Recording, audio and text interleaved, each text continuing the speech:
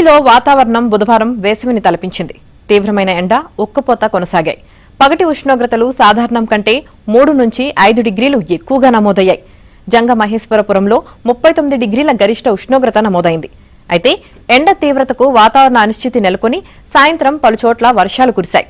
రానున్న 24 గంటల్లో కోస్తా, రాయలసీమల్లో అక్కడక్కడ వర్షాలు కురుస్తాయని, మిగిలిన చోట్ల ఎండ ప్రభావం కొనసాగుతుందని వాతావరణ శాఖ తెలిపింది. ఉపరితల ఆవర్తనం ప్రభావంతో ఇవాళ కోస్తాంధ్ర, రాయలసీమలోని కొన్ని ప్రాంతాల్లో వర్షాలు కురిసే అవకాశముందని విపత్తుల నిర్వహణ సంస్థ తెలిపింది. శ్రీకాకుళం, పోలవరం, కోనసీమ, ఉభయ గోదావరి, నెల్లూరు, తిరుపతి జిల్లాలో పిడుగులతో కూడిన మోస్తరు వర్షాలు, ఏలూరు, కృష్ణా, ఎన్టీఆర్, గుంటూరు, మార్కాపురం, ప్రకాశం, కర్నూలు, నంద్యాల, అన్నమయ్య, చిత్తూరు జిల్లాలో అక్కడక్కడ తేలికపాటి వర్షాలు కురిసే అవకాశముందని వివరించింది.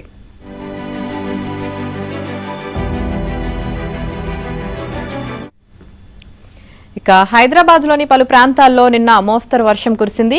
కుకట్పల్లి, రాజీవ్ గృహకల్ప, కుత్బుల్లాపూర్లో 1.9 సెంటీమీటర్ల వర్షం కురిసింది. సికింద్రాబాద్లో రోడ్లపై మోకాళ్ల లోతు నీరు నిలిచిపోవడంతో వాహనదారులు ఇబ్బందులు పడ్డారు.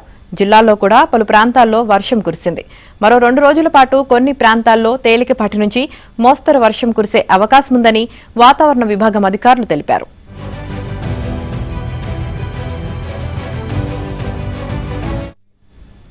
ఇక కృష్ణా బేసిన్ ఎగువ ప్రాంతంలో కురుస్తున్న భారీ వర్షాలతో నదిలో వరద పోటెత్తుతోంది.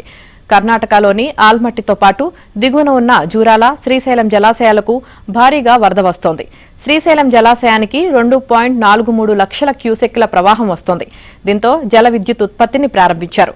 అయితే జలాశయం పూర్తిగా నిండకపోవడంతో కొద్దిసేపటికే నిలిపివేశారు. ఆల్మట్టికి 1.47 లక్షల క్యూసెక్ల వరద వస్తుండగా 1.51 లక్షల క్యూసెక్ల నీటిని కిందికి వదులుతున్నారు.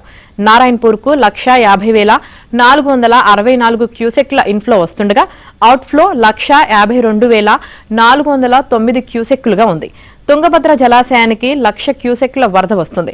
ఇక జూరాల జలాశయానికి 2.52 లక్షల క్యూసెక్ల వరద వస్తుంది. ఇక 2.50 లక్షల క్యూసెక్ల నీటిని దిగువకు వదులుతున్నారు.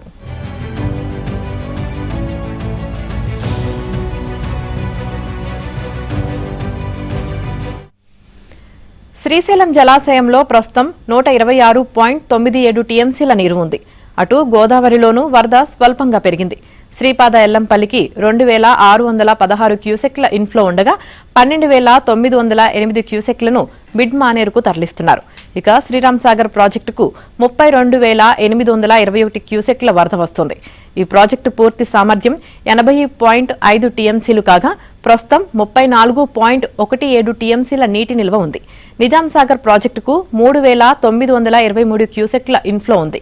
ఇక సమ్మక్క సాగర్కు 2.69 లక్షల క్యూసెక్ల వరద వస్తుండగా దుమ్మగూడెంకు 3.41 లక్షల క్యూసెక్లు, మేడిగడ్డకు 87,000 క్యూసెక్ల వరద వచ్చి చేరుతోంది.